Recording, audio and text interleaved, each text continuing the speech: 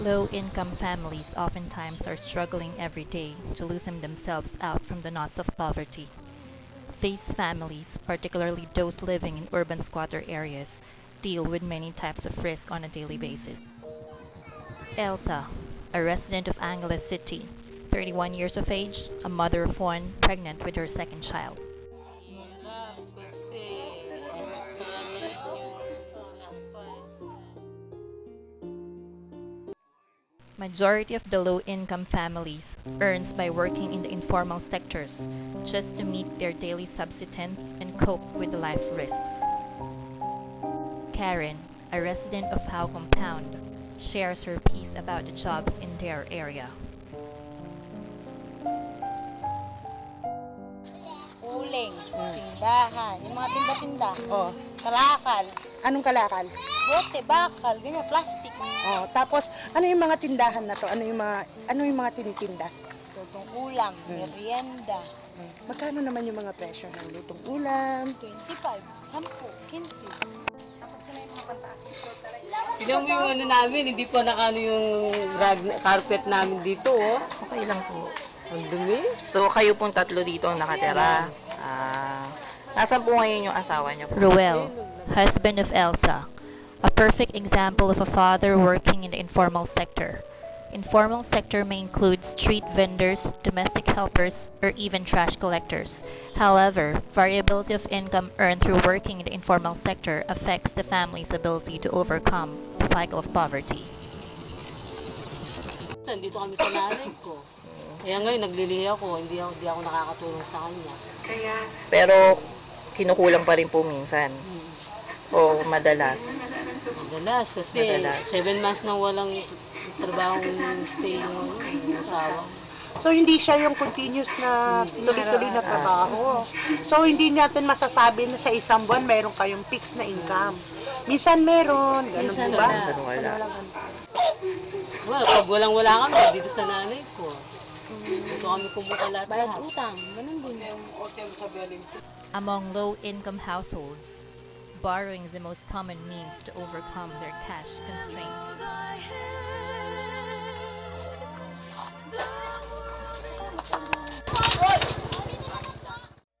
Most of the low-income families are vulnerable to many forms of deprivation, including limited economic opportunities, limited access to health insurance, diminished education, and even health outcomes.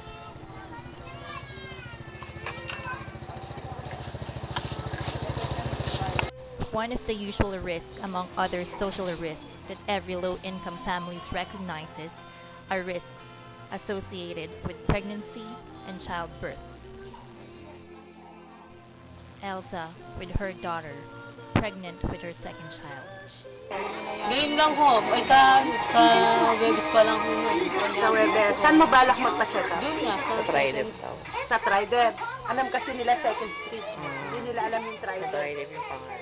Pangalan ng Maternal deaths due to pregnancy-related risks account to more than 50 mortalities out of 100 live births.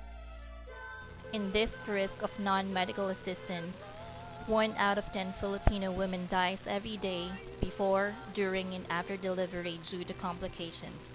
Many maternal deaths occur among low-income communities because of their inability to access appropriate and affordable health services. Miss Sasham, a midwife, talks about the risk in pregnancy if not properly seen by medical practitioners. Kung minsan, darating siya, mataas ang presyon, gusto niya, tsaka yung mga walang prenatal check-up. Yung sanang nihikayat namin talaga lahat ng mga mothers, pregnant mother na wag silang mag-atubili magpunta sa health center. Kasi libre naman yung check-up dito. Yung sumunod talaga sila sa prenatal check-up nila para maiwasan natin yung magka-problema pag nanganak sa mother at saka sa baby. Or para kung may problema man na makita, kaagad nating maagapan natin kung ano ang magiging. Most of the time, pregnant women in low-income communities resort to give birth attended by untrained and non-skilled birth attendants. This untrained and non-skilled birth attendants is locally known as hilot. Ferline, Tridev midwife, talks about the risk of not going to a registered birth attendant. Maraming pwedeng mangyari lalo na kung hindi lisensyado ang nagpapaanak. Tulad na lang kung sterile ba yung ginamit na instrumento na nagpaanak na pwedeng mag-cause ng infection sa nanay at bata. Meron din naman na ibang nagpapaanak na hindi lisensyado na pinipilit nilang umire o paanakin ng isang buntis kung hindi pa pwede, na pwedeng ikamatay ng nanay at saka ng bata. As the health risks and other maternal and child care issues arises due to the indigence of most families, the Philippine government instituted the Philippine Health Insurance System, or PhilHealth, as its main tool for ensuring the access to quality health care.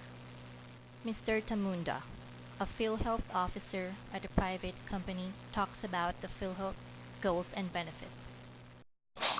The main objective naman ng PhilHealth is to provide a health support to the people. Hindi lang naman for the less fortunate people, but to all members of the PhilHealth. Kung ang PhilHealth sa mga tao, we have to provide a lot of programs like to educate people na yung talagang hindi nakakaintindi.